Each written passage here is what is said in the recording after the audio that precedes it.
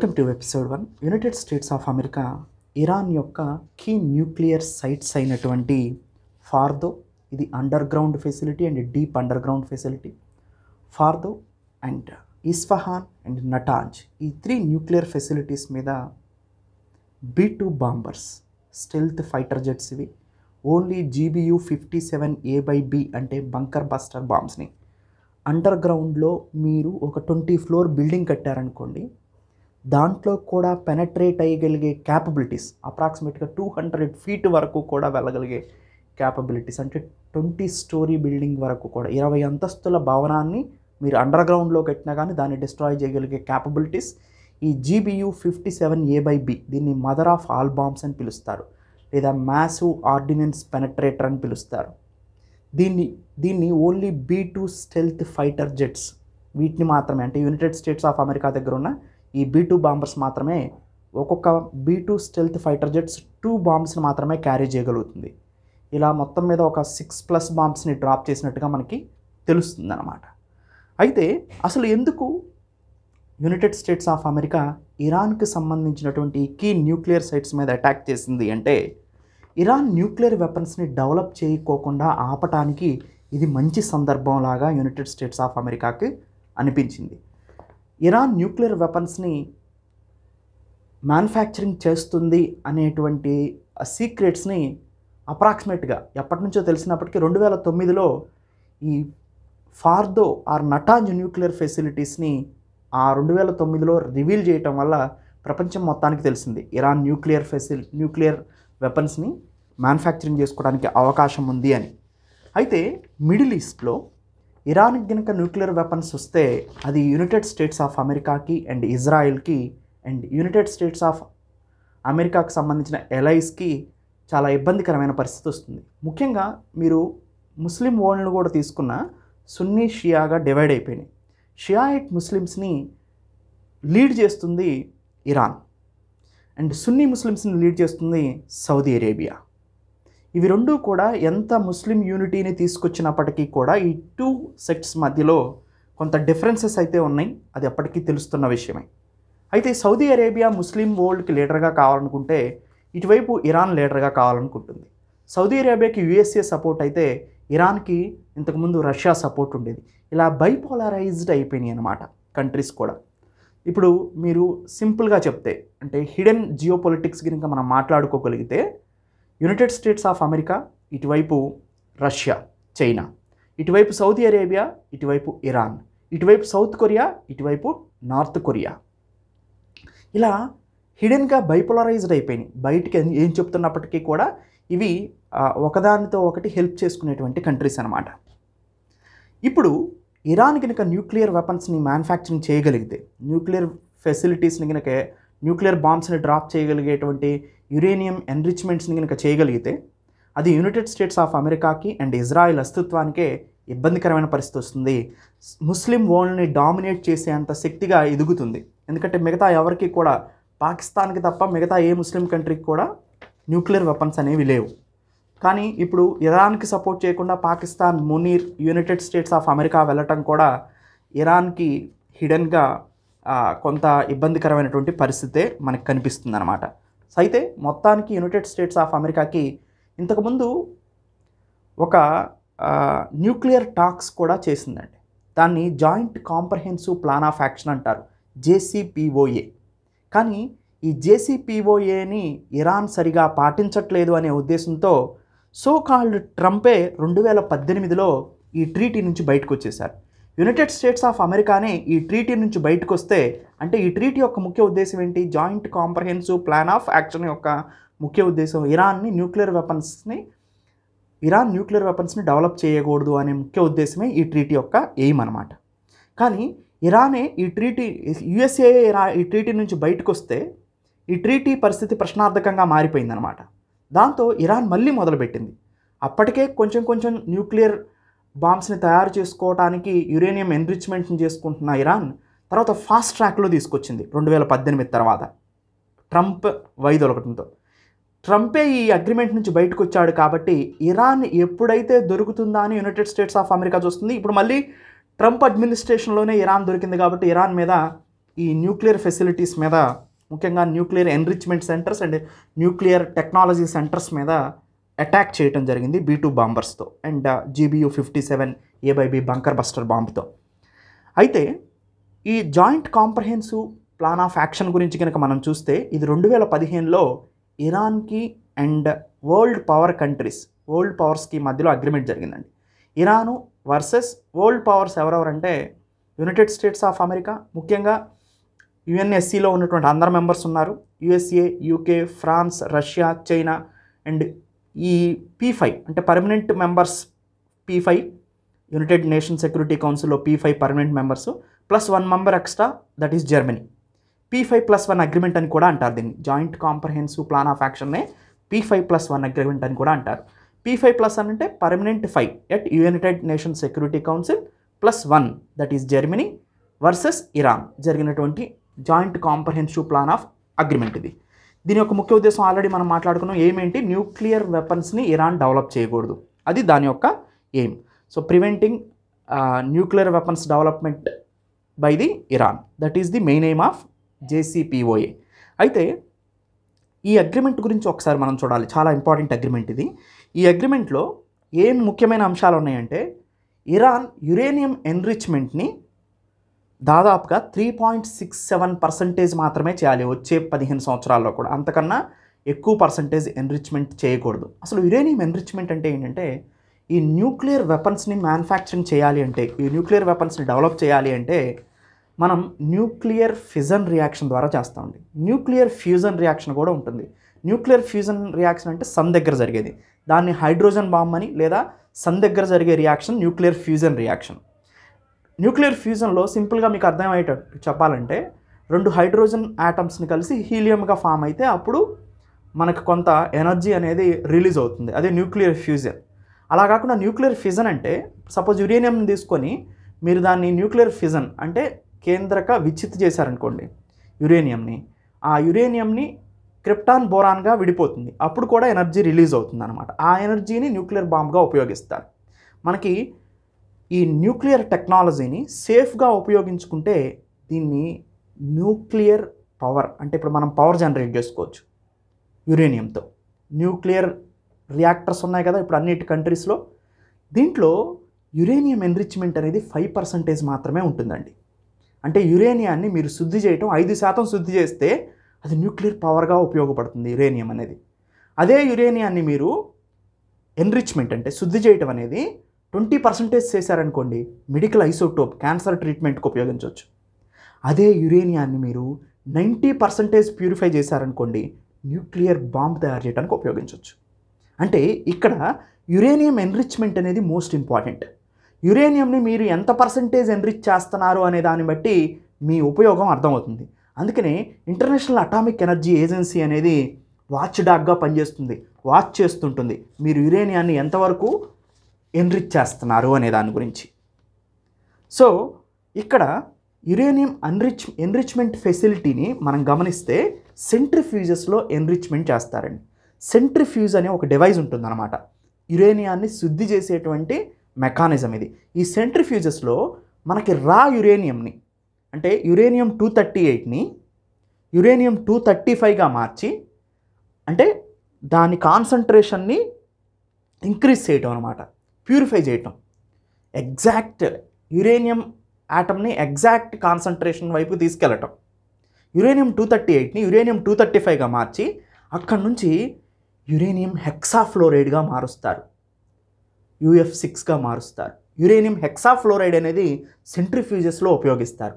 Uranium హెక్సాఫ్లోరైడ్ని సెంట్రిఫ్యూజెస్లో ఉపయోగించినప్పుడు ఇది యురేనియంని ఇంకా ఎన్రిచ్ చేసి 90% వరకు కూడా యురేనియం ఎన్రిచ్మెంట్ని తీసుకెళ్ళగలుగుతుంది అనమాట. సో ఇది మీకు లేమ్యాన్ టర్మ్స్లో చెప్పాను నేను. అంటే సెంట్రిఫ్యూజెస్లో యురేనియం హెక్సాఫ్లోరైడ్ని ఉపయోగిస్తారు. ఇలా యురేనియం ఎన్రిచ్మెంట్ ప్రాసెస్ చేసే డివైజే ఈ సెంట్రిఫ్యూజెస్ అనమాట. ఈ సెంట్రిఫ్యూజెస్నే ఫార్దో, నటాంజ్ అండ్ ఇస్ఫహాన్ ఈ న్యూక్లియర్ ఫెసిలిటీస్లో ఉపయోగిస్తూ వస్తుంది. IR1 అండ్ IR2 అనే సెంట్రిఫ్యూజెస్ని ఇరాన్ అనేది. అయితే ఇట్లా యురేనియం ఎన్రిచ్మెంట్ ప్రాసెస్ అనేది ఉంటుందన్నమాట. ప్రజెంట్ ఈ joint comprehensive plan of agreement or P5+1 leaders P5+1 versus Iran అగ్రిమెంట్లో ఏముందంటే వచ్చే 15 ఇయర్స్లో కల్లా కూడా మీరు 3.67% మాత్రమే యురేనియం ఎన్రిచ్మెంట్ కొనసాగించాలి అంటున్నారు. అంటే దాని అర్థం ఏంటి? Below 5%. That is not a weapon grade uranium. Weapon grade uranium అంటే 90% ప్యూరిఫై చేయాలి. అండ్ సెంట్రిఫ్యూజెస్ ఇరాన్ దగ్గర 15,000 ఉన్నాయి. వాటిని 6,104కి తగ్గించుకోవాలని ఈ అగ్రిమెంట్లో సెకండ్ పాయింట్ చెప్పారు. థర్డ్ పాయింట్ ఏంటంటే ఫార్దో న్యూక్లియర్ పవర్ ప్లాంట్ ఏదైతే ఉందో ఇది మోస్ట్ ఫోర్టిఫైడ్ అండి. సో దీన్ని 2 రకాలుగా బిల్డ్ చేశారు. ఒకటి అండర్ మౌంటైన్, పర్వతాల కింద దీన్ని బిల్డ్ చేశారు, అంటే సాలిడ్ రాక్ బాడీ ఉంది ఫస్ట్ పాయింట్. రెండోది గ్యాప్స్ని రీఎన్ఫోర్స్డ్ కాంక్రీట్తో ఫిల్ చేశారు. అంటే చాలా కష్టం అన్నమాట దీన్ని ఎదుర్కోవటం. అందుకని ఇజ్రాయిల్ ఎన్ని బాంబ్స్, కన్వెన్షనల్ బాంబ్స్ ఎన్ని ఉపయోగించినా కానీ వాటి వల్ల లాభం లేదు. Only GBU-57A/B mother of all bombs దాన్ని B-2 స్టెల్త్ ఫైటర్ జెట్స్ నుంచి మాత్రమే రిలీజ్ చేయగలుగుతాం. అందుకని USA రంగంలోకి దిగాల్సి వచ్చింది. ఇది మంచి అవకాశంగా భావించింది. ఒకవైపు ఇజ్రాయిల్ ఎయిర్ సుపీరియారిటీని పొందింది ఇరాన్ మీద, అంటే ఇరాన్ యొక్క ఎయిర్ స్పేస్ మొత్తం ఇజ్రాయిల్ కంట్రోల్లోకి వచ్చింది. ఎందుకంటే అక్కడ ఉన్నటువంటి S-300 డిఫెన్స్ సిస్టమ్స్ని and Iran missile defence systems మొత్తం కూడా డిస్ట్రాయ్ చేసింది ఆల్రెడీ ఇజ్రాయిల్. దాంతో ఎయిర్ సుపీరియారిటీని ఇజ్రాయిల్ పొందింది. ఆటోమేటిక్గా ఇప్పుడు ఇది మంచి అవకాశం కదా. ఎందుకు? ఫైటర్ జెట్స్ని యాంటీ మిసైల్ డిఫెన్స్ సిస్టమ్ ఎదుర్కోవడానికి లేదు ఇక. దానివల్ల ఫ్రీగా ఫ్లో అవుతున్నాయి ఫ్లైట్స్ అనేవి ఇజ్రాయిల్కి కానీ మిగతా కంట్రీస్ USA కానీ. సో అందుకని USA రంగంలోకి దిగింది ఇప్పుడు మంచి సందర్భం అని. సో ఇది ఒకటి. అంటే ఫార్దో న్యూక్లియర్ పవర్ ప్లాంట్ అనేది ప్రైమరీ టార్గెట్. అందుకని ఇప్పుడు కూడా యునైటెడ్ స్టేట్స్ ఆఫ్ అమెరికా దీని మీద 6 GBU-57 బాంబర్స్తో అటాక్ చేసింది. ఓన్లీ ఈ సైట్ మీద 6 బాంబ్స్తో అటాక్ చేసింది. ఓకే, ఎందుకంటే 6 GBU-57 పెనట్రేట్ అని లోపల. సో చాలా పవర్ఫుల్ బాంబ్స్ అనమాట ఇవి. సో ఇది అగ్రిమెంట్లో ఏం చెప్పారంటే ఈ ఫార్దో అనేది most under ground nuclear facility కాబట్టి దీన్ని 15 సంవత్సరాల వరకు ఇక్కడ ఏమి యాక్టివిటీస్ జరగకూడదని ఈ అగ్రిమెంట్లో పెట్టుకున్నారు. దాని తర్వాత నటాంజ్ ఒక్కటే ఎలో చేస్తున్నాం, మీరు న్యూక్లియర్ పవర్ కానీ లేదా పీస్ఫుల్ ఆటమ్స్ యూసేజ్ కోసం నటాంజ్ ఫెసిలిటీస్ మాత్రమే మేము ఉపయోగించుకోవచ్చు అని ఈ అగ్రిమెంట్ చెప్తుంది ఇరాన్కి. అండ్ ఇప్పుడు ఎన్రిచ్ చేస్తారు కదా, ఎన్రిచ్ చేసినటువంటి యురేనియంని, అంటే Uranium-238 నుంచి Uranium-235కి సెంట్రిఫ్యూజెస్లో ఎన్రిచ్ చేసిన యురేనియం ఉంది కదా ఇరాన్ దగ్గర, అది ఎన్రిచ్మెంట్ చేస్తే ఏమవుతుందండి? వెపన్ గ్రేడ్ యురేనియంగా మారిపోతుంది. అందుకని ఆ స్టాక్ పైల్స్ అన్నిటిని 98% స్టాక్ పైల్స్ని ఇరాన్ బయటికి పంపించాలి, అవుట్ ఆఫ్ కంట్రీ పంపించాలి అనేది ఈ అగ్రిమెంట్లో ఇంకొక ఇంపార్టెంట్ పాయింట్. తర్వాత ఇంటర్నేషనల్ అటామిక్ ఎనర్జీ ఏజెన్సీ అనేది వాచ్ డాగ్ అనమాట. అంటే పీస్ఫుల్గా ఉపయోగిస్తున్నారా లేదా ఈ యురేనియంని అనేది ఇది వాచ్ చేస్తుంది. సో ఈ వాచ్ డాగ్ కూడా విజిట్ చేసే విధంగా ఇరాన్ న్యూక్లియర్ పవర్ ప్లాంట్స్కి ఈ అగ్రిమెంట్లో ఉంది.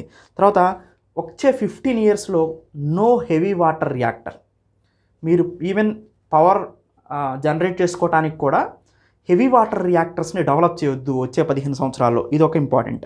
దాంతోపాటు ఇవన్నీ కనుక మీరు చేస్తే మీ మీద ఉన్నటువంటి శాంక్షన్స్ని లిఫ్ట్ చేస్తామని చెప్పింది. శాంక్షన్స్ అంటే ఏంటండి? This is the tool of diplomatic mass murder. అంటే ఎకనామికల్ బ్రేక్డౌన్, పొలిటికల్ బ్రేక్డౌన్, ఇవన్నీ కూడా. సో దీన్ని శాంక్షన్స్ అంటారనమాట. శాంక్షన్స్ కనుక ఒక కంట్రీ మీద రిలీజ్ చేస్తే ఆ కంట్రీ అదర్ కంట్రీస్తో ట్రేడ్ చేసుకోలేదు, సరిగా జియోపొలిటికల్ ఇష్యూస్లో పార్టిసిపేట్ చేయలేదు. సో అంటే సింపుల్గా ఒంటరిని చేయటం అనమాట.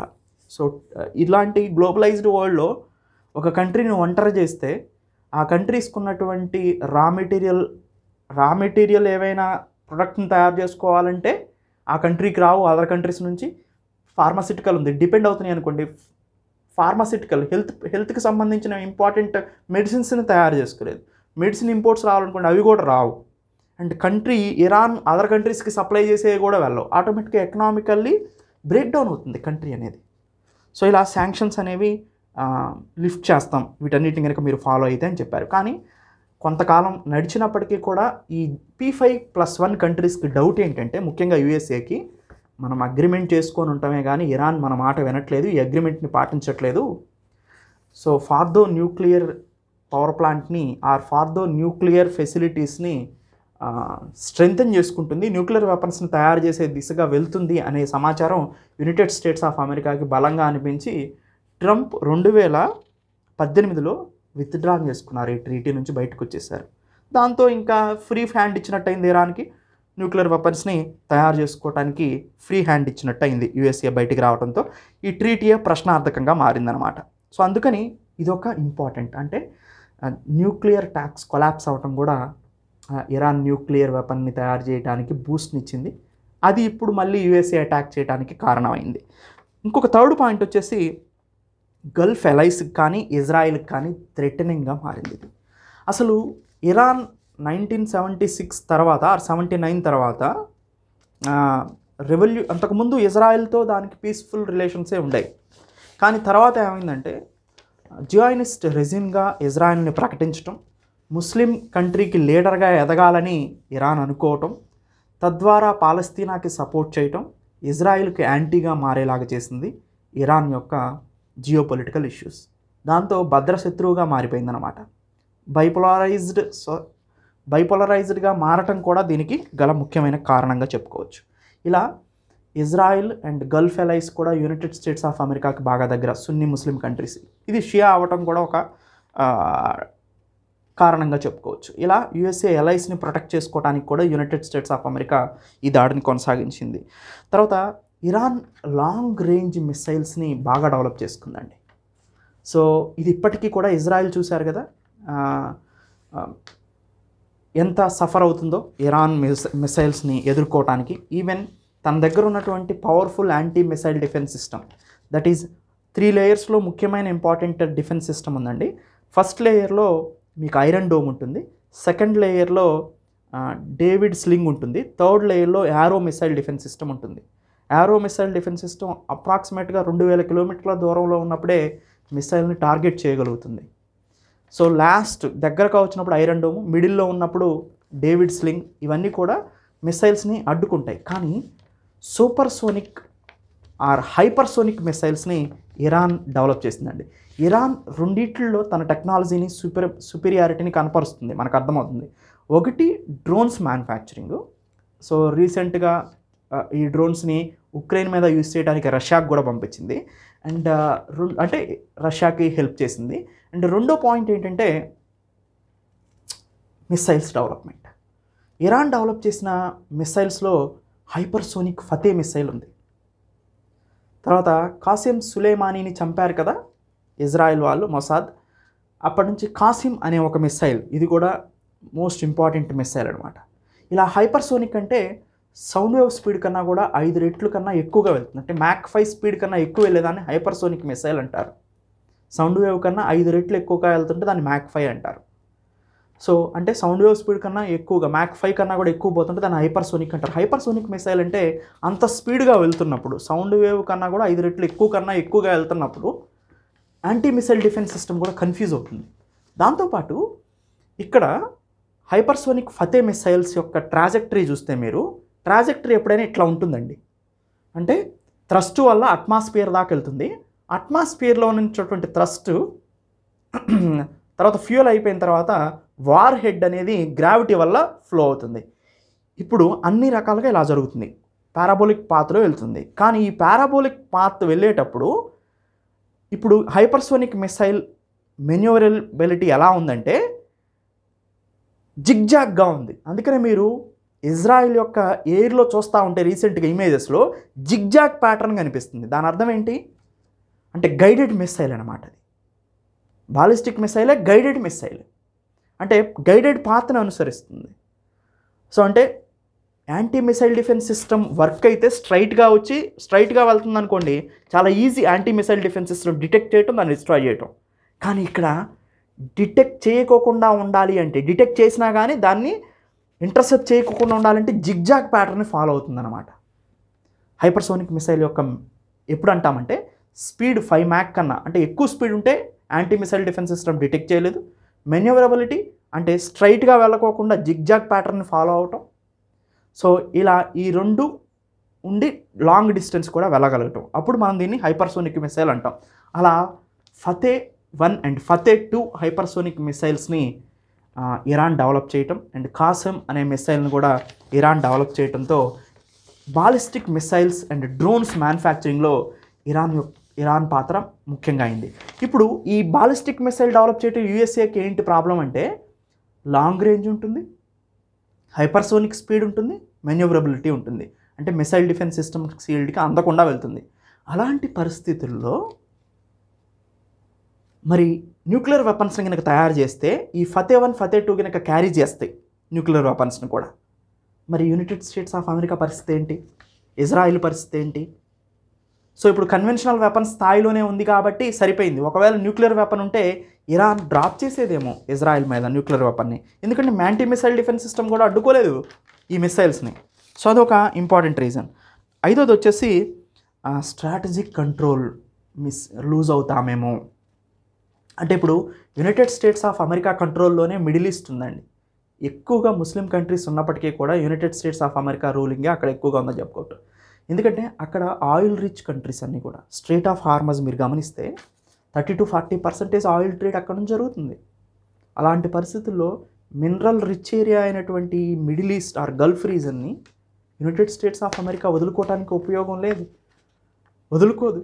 ఈవెన్ తను దాని మీద రిలయబుల్ అవుతుందా అవ్వదా తర్వాత సంగతి. గ్లోబల్ ఆర్డర్ని కాపాడాలన్నా, ప్రపంచ దేశాల మొత్తాన్ని కంట్రోల్ చేయాలన్నా కీ అక్కడే ఉంది. ఇప్పుడు ఇండియా ఉంది, మనం 90% పెట్రోలియం మీద డిపెండ్ అవుతున్నాం. దాంట్లో 30-40-50% మనకి అక్కడి నుంచే పెట్రోలియం వస్తుంది. అలాంటి సందర్భాల్లో ఆ స్ట్రెయిట్ ఆఫ్ హార్మజ్ కనుక బ్లాక్ చేస్తే మనకి రిజర్వ్స్ ఉంటాయి, ఒక 30 days 40 days రిజర్వ్స్ ఉంటాయి. దాని తర్వాత పరిస్థితి ఏంటి? ఎక్కడికక్కడికి మెల్ట్డౌన్ అవుతుంది ఎకానమీ అనేది. అంటే కంట్రీస్ అన్నిటిని కూడా కంట్రోల్లో పెట్టుకోవాలంటే అది ఇంపార్టెంట్ రీజన్ మిడిల్ ఈస్ట్ అనేది.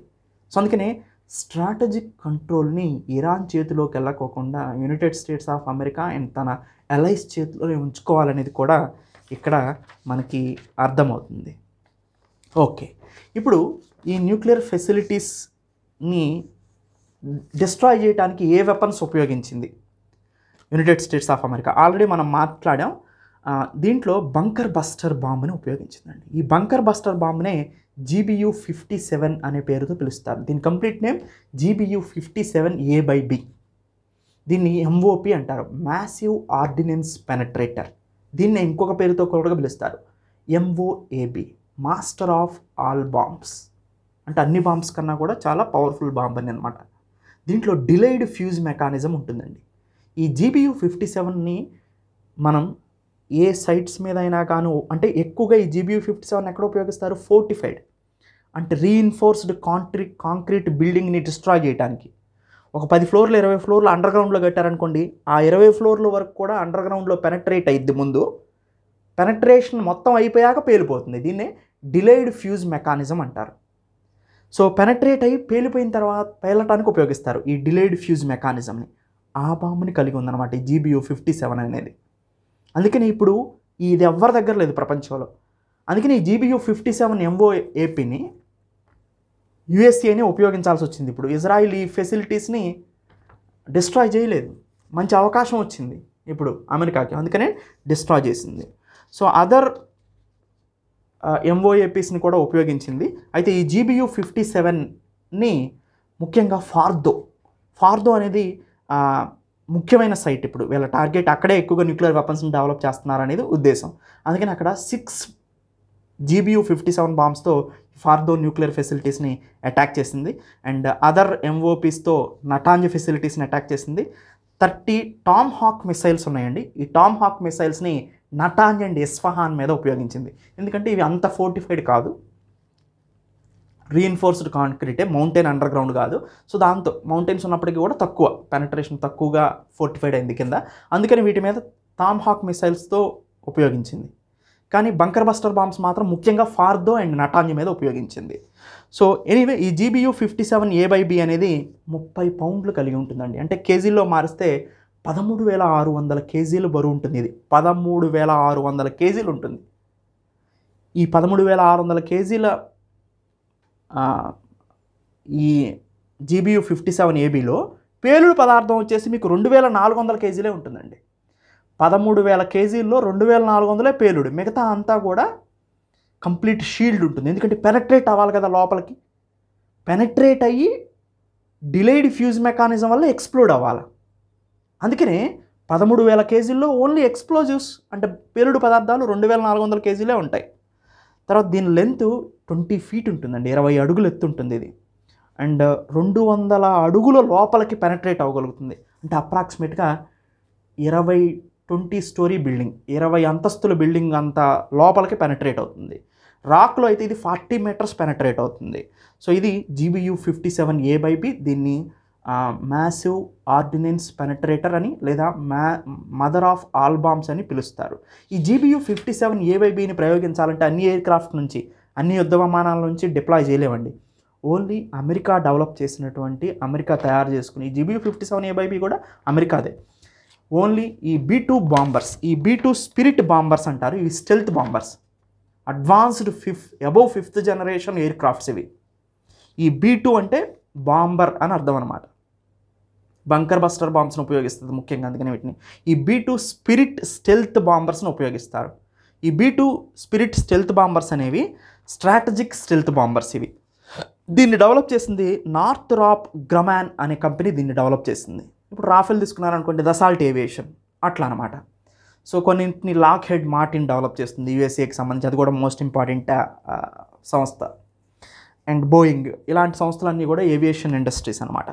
ఎనీవే, ఈ B2 స్పిరిట్ స్టెల్త్ బాంబర్ అనేది ఒక్కసారి మీరు ఫ్యూయల్ని ఫిల్ చేస్తే 2 పెద్ద, మన లారీలు ఉన్నాయా ట్యాంకర్లు, 2 tankers అంత ఫ్యూయల్ పడుతుంది దాంట్లో. 11,000 kilometers ప్రయాణిస్తుంది ఒక్కసారి కనుక మీరు దీంట్లో ఫ్యూయల్ని నింపితే. ఇది సబ్సోనిక్ స్పీడ్లోనే వెళ్తుంది. 1010 kilometers ప్రతి గంటకి 1000 kilometers వెళ్తుందండి. గంటకు 1000 kilometers స్పీడ్తో వెళ్తుంది. దీంట్లో 2 పైలట్స్ ఉంటారు, ఒకళ్ళేమో పైలట్, ఇంకొకళ్ళేమో మిషన్ కమాండర్ ఉంటారు ఇలాంటి ఆపరేషన్స్ చేయడానికి. అండ్ పేలోడ్ వచ్చేసి 18,000 కేజీలు దీంట్లో పేలోడ్ని మోసుకెళ్ళవచ్చు. అంటే ఒక్కొక్క B2 స్టెల్త్ బాంబర్స్లో అప్రాక్సిమేట్గా 2 బంకర్ బస్టర్ బాంబ్స్ మాత్రమే పడతాయి, అంతకన్నా ఎక్కువ పట్టవు. దీని జెట్ కాస్ట్ ఎంతో తెలుసా? $2 billion జెట్ కాస్ట్.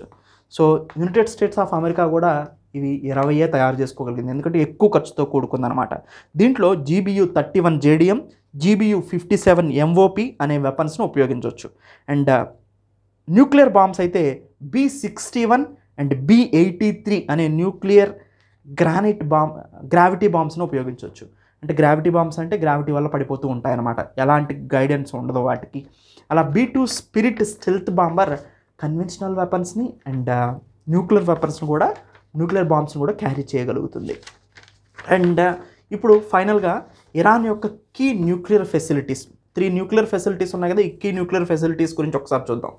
ఒకటి ఫార్డో న్యూక్లియర్ ఎన్రిచ్మెంట్ ప్లాంట్, దీన్ని ఈ పేరుతోనే పిలుస్తారు, ఫార్డో న్యూక్లియర్ ఎన్రిచ్మెంట్ ప్లాంట్ FFEP. ఇది టెహ్రాన్ నుంచి 90 kilometers దూరంలో ఉంది. డీప్ అండర్ గ్రౌండ్ ఫెసిలిటీని, చాలా మౌంటైన్స్ కింద దీన్ని ఏర్పాటు చేశారు, ఎవరు అటాక్ చేయకుండా ఉండటానికి. ఓన్లీ GBU-57 తప్ప వేరేది అది అటాక్ చేయదు. ఎన్రిచ్మెంట్ ఫెసిలిటీ ఇది, యురేనియంని ఎన్రిచ్ చేసేటువంటి ఫెసిలిటీ, అంటే శుద్ధి చేసేటువంటి యురేనియంని వెపన్ గ్రేడ్ యురేనియంగా మార్చేటువంటి ప్లాంట్ ఇక్కడ ఉందన్నమాట. So built under mountain. దీంట్లో అడ్వాన్స్డ్ సెంట్రిఫ్యూజెస్ ఉపయోగిస్తున్నారు, IR-1 అండ్ IR-2. ఇది 2009లో ప్రపంచానికి తెలిసింది, ఫార్డో న్యూక్లియర్ ఎన్రిచ్మెంట్ ప్లాంట్ ఒకటి ఉంది ఇరాన్ అని. 2009లో ఎక్స్పోజ్ అయింది ఇది. సో రెండో ప్లాంట్ వచ్చేసి Natanz fuel enrichment plant, that is NFEP. ఇది ఇస్ఫహాన్ ప్రావిన్స్లో ఉంది. యురేనియం ఎన్రిచ్మెంట్ సైట్లో ఇది చాలా పెద్దది, నటాంజ్ ఫ్యూయల్ ఎన్రిచ్మెంట్ ప్లాంట్ అనేది. ఇక్కడ IR-1 IR-2 సెంట్రిఫ్యూజెస్ను ఉపయోగిస్తున్నారు. ఇక్కడ ఇజ్రాయిల్ సైబర్ అటాక్స్ చేసింది ఈ న్యూక్లియర్ ప్లాంట్ మీద. సో ఈ న్యూక్లియర్ ఎన్రిచ్మెంట్ సెంటర్ మీద, నటాంజ్ ఫ్యూయల్ ఎన్రిచ్మెంట్ ప్లాంట్ మీద సైబర్ అటాక్ చేసింది 2010లో. స్టక్స్నెట్ అనే ఒక సైబర్ అటాక్ చేసింది ఇజ్రాయిల్ దీని మీద. నెక్స్ట్ థర్డ్ వచ్చేసి ఇస్ఫహాన్ న్యూక్లియర్ టెక్నాలజీ సెంటర్, ఇది ఇస్ఫహాన్ సిటీ సెంట్రల్ ఇరాన్లో ఉంది. ఇక్కడ మోస్ట్ ఇంపార్టెంట్ ఏంటంటే సెంట్రిఫ్యూజెస్లో ఇన్పుట్గా ఇచ్చేటువంటి యురేనియం హెక్సాఫ్లోరైడ్ని ఇక్కడ తయారు చేస్తారు. సో ఇది న్యూక్లియర్ ఫ్యూయల్ మీద రీసెర్చ్ చేస్తుంది. అండ్ ఈ ఇస్ఫహాన్ న్యూక్లియర్ టెక్నాలజీ సెంటరు నటాంజ్కి ఫార్దోకి ఎన్రిచ్డ్ యురేనియంని సప్లై చేస్తుంది అనమాట. సో అది ముఖ్యమైనది. అండ్ లాస్ట్గా ఈ ఇస్ఫహాన్ న్యూక్లియర్ టెక్నాలజీ సెంటర్ మీద టామ్ హాక్ క్రూజ్ మిసైల్స్తో యునైటెడ్ స్టేట్స్ ఆఫ్ అమెరికా రీసెంట్గా ఈరోజు దాడి చేసింది. సో ఇది టామ్ హాక్ అనేది long range subsonic missile. Sound wave కన్నా స్పీడ్ తక్కువగానే వెళ్తుంది, కానీ లాంగ్ రేంజ్ వెళ్తుంది. 1600 కిలోమీటర్స్ వెళ్తుంది. సో 880 ప్రతి గంటకి కూడా 880 కిలోమీటర్లు ప్రయాణించగలుగుతుంది ఇది. So ships, submarines and air craft నుంచి దీన్ని ఉపయోగించుకోవచ్చు. సో ఇది ఎప్పటి నుంచో ఇరాను, ఆఫ్ఘనిస్తాను, ఇరాకు అన్ని వార్స్లో కూడా ఈ టామ్ హాక్ క్రూజ్ మిసైల్స్ని ఉపయోగించింది. క్రూజ్ మిసైల్ అంటే ఇది సౌండ్ వేవ్ స్పీడ్తో కొలుస్తారు, మొత్తం థ్రస్ట్తోనే వెళ్తుందన్నమాట. సో గ్రావిటీని కూడా ఉపయోగించుకుంటే దాన్ని బాలిస్టిక్ మిసైల్ అంటారు. బాలిస్టిక్ మిసైల్ చాలా లాంగ్ రేంజ్ కలిగి ఉంటాయి, కానీ క్రూజ్ మిసైల్స్ అంత లాంగ్ రేంజ్ కలిగి ఉండవు. సో ఇది టోటల్గా ఇజ్రాయిల్ అండ్ యుఎస్ఏ రెండూ కలిసి ఇప్పుడు ఇరాన్ మీద అటాక్ చేసినట్టయింది. ఇప్పుడు ఫైనల్గా యునైటెడ్ స్టేట్స్ ఆఫ్ అమెరికా ఏం చెప్తుందంటే, మేము వీటన్నిటిని ధ్వంసం చేసినాం కాబట్టి మాకు ఇబ్బంది లేదుగా, న్యూక్లియర్ ఫెసిలిటీస్ని ధ్వంసం చేసినాం కాబట్టి ఇజ్రాయిల్ ఏమన్నట్టు చిన్న చిన్న దాడులు చేసుకుంటుంది, ఇప్పుడు పీస్కి వచ్చేసేయండి పర్లేదుగా అంటే పీస్ టాక్స్ మొదలు పెడతారన్నమాట ఇక. సో ఇది మొత్తానికి United states of America Iran మీద అటాక్ గురించి అండ్ కంప్లీట్గా ఇక్కడ మనం చాలా డీటెయిల్స్ని మాట్లాడుకున్నాం. Thank you. Have a nice day.